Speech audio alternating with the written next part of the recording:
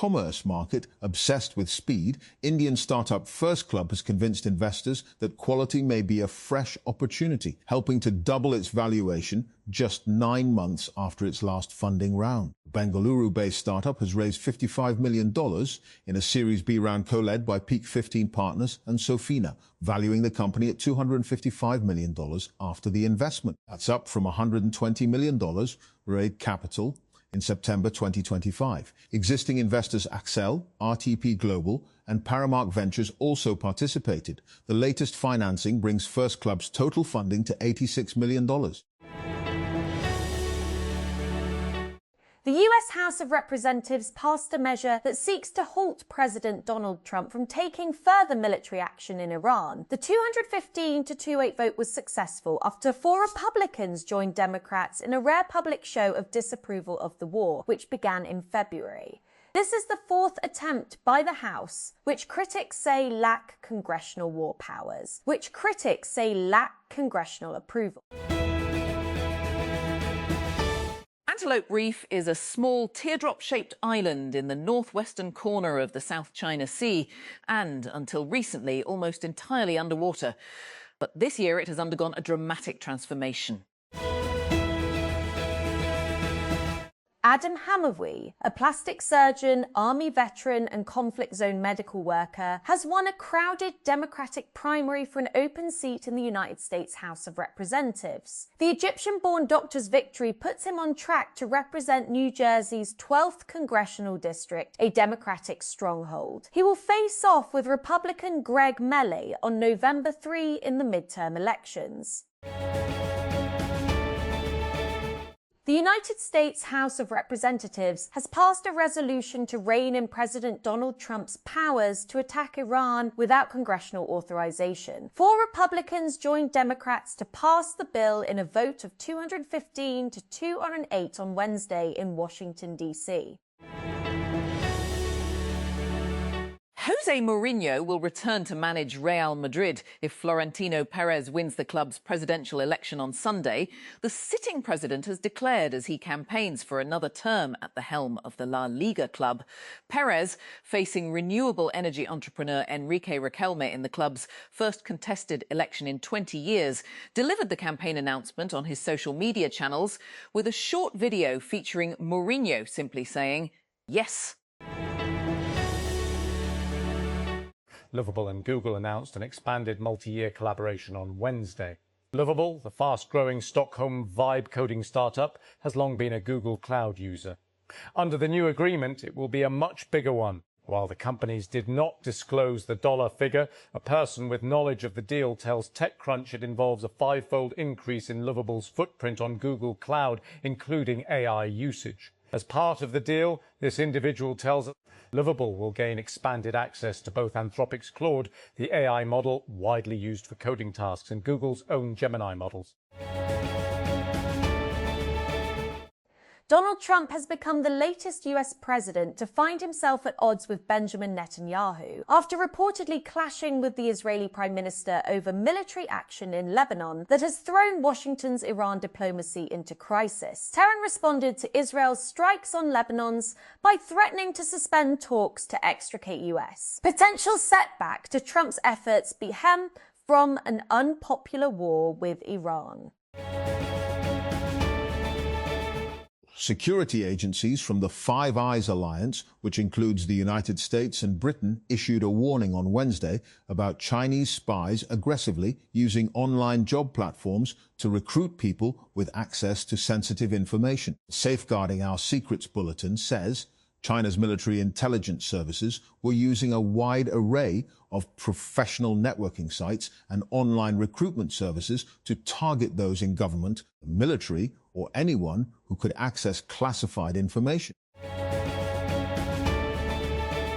A Democratic lawmaker in the United States has grilled top diplomat Marco Rubio on whether Israel has nuclear weapons, but the Secretary of State did not provide a clear answer. Most of the world assesses that they do. Rubio told Congressman Joaquin Castro at a hearing on Wednesday, though he refused to share Washington's own position on Israel's nuclear weapons. Loading the player, defense tech is red hot right now. Anduril and Mac Industries just doubled and quadrupled their valuations respectively, and the US government is proposing a 40% increase in defense budget. A wave of new startups is chasing those government contracts. But according to Ross Fabini, the venture investor wrote Anduril's first check, most of them will get lost in the valley of death, between Protost in the valley of death, between prototype contract and real production deal. Meta's attempt to pioneer a metaverse and make VR cool totally flopped, except for one shining diamond in the rough, Supernatural, a VR fitness game that made working out feel fun and accessible. Now, users can rejoice that Supernatural isn't shutting down after all. For Meta went through the hassle of fighting an 8-month antitrust battle so that it could acquire within the game studio that made Supernatural in 2023. The deal was reportedly worth around $400 million, plus however much it cost to fight and win an FTC lawsuit. Yet after all that effort, Meta laid off much of its VR team and announced that it would stop adding new content just a few years later. Tehran, Iran is facing more energy constraints as its summer season begins, with the widespread use of air conditioning and other needs during hotter months contributing to an imbalance between supply and consumption. For decades, successive Iranian governments have kept utility bills well below supply costs for households and offices through a mix of implicit oil and gas subsidies, administered tariffs, state-controlled pricing, and sometimes direct financial support. Heavy gunfire has broken out in central Mogadishu as Somalia's former Prime Minister Hassan Ali Kaire says he has been attacked by government forces before planned protests. An attack was launched against us by forces commanded by the president whose term has expired. Kaire said in a social media post on Wednesday, adding they had been preparing for a peaceful demonstration the following day. Google Labs, the tech giant's team devoted to experimental product design, has launched a new AI-fueled app for iOS and Android that will quite literally animate your life. Behold, Dream Beans. Why is it called that? We'll get to that later. Substack announced on Wednesday a new feature called Reply Rules, designed to give creators greater control over how their audiences are able to respond. With the feature, creators can establish specific guidelines for comments on their posts, in notes or in chat. These guidelines might include requests to eliminate AI slop or profanity, or something silly like only requiring replies in haiku form. Pakistan Customs has foiled an attempt to import restricted cigarette tipping paper that was allegedly misdeclared as poster paper in reels at the Collectorate of Customs Appraisement, West Karachi. According to customs officials, the importer submitted documentation declaring the consignment as poster paper. However, during scrutiny, authorities became suspicious and initiated a detailed examination of the shipment. Washington, U.S. Secretary of State Marco Rubio told lawmakers on Wednesday that Washington's military campaign against Iran, codenamed Operation Epic Fury, had concluded, and that any subsequent American military action would be defensive in nature rather than part of an ongoing offensive operation. Rubio made the remarks during a House Foreign Affairs Committee hearing when members of Congress questioned the administration's assessment of the conflict and its aftermath. The Ebola outbreak raging in Central Africa had a big head start, the World Health Organization chief acknowledged Wednesday, but insisted efforts to rein in the deadly virus were making progress. The outbreak, which was declared on May 15 in the Northeastern Democratic Republic of Congo, DRC, has so far been confirmed to have infected 359 people, including 61 who have died.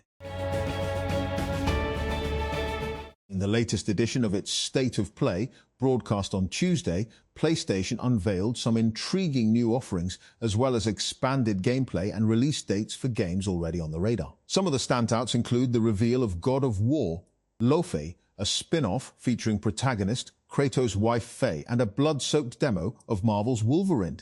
Here's a list of titles that really piqued my interest, and feel free to tell us what you're excited for in the comments.